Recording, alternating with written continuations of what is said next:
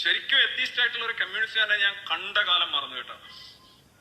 പണ്ടെങ്ങാണ്ട് ഒരിക്കൽ ഒരാളെ ഇത് എവിടെയാണ് അവർ ഈ ബെഞ്ചിട്ടിരിക്കുന്നത്, എവിടെ ചെന്നാൽ കാണാം എന്നാണ് എനിക്കറിയത്തില്ല. ഇത്രയും അറിയുന്ന ആരെങ്കിലും ഉണ്ടോ? It's ruled by a bench of atheist. ഇങ്ങനെയാണ് ആളുകൾ കരുതുന്നത്. പീപ്പിൾ കൺസിഡർ ദാറ്റ് കമ്മ്യൂണിസ്റ്റ് അവർ എത്തീസ്റ്റുകളാണ്.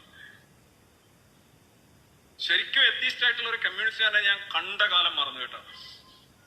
പണ്ടെങ്ങാണ്ട് ഒരിക്കൽ ഒരാളെ കണ്ടതാണ്, അതിനുശേഷം പിന്നെ ഞാൻ കണ്ടിട്ടില്ല. ആളുകളുടെ ധാരണ ഇതാണ്, മതനിഷേധം, മതവിരുദ്ധത, ശാസ്ത്രീയത എന്നൊക്കെ പറയുന്നത് എന്തോ ഈ കമ്മ്യൂണിസവുമായി ബന്ധപ്പെട്ടൊരു സംഗതിയാണ്.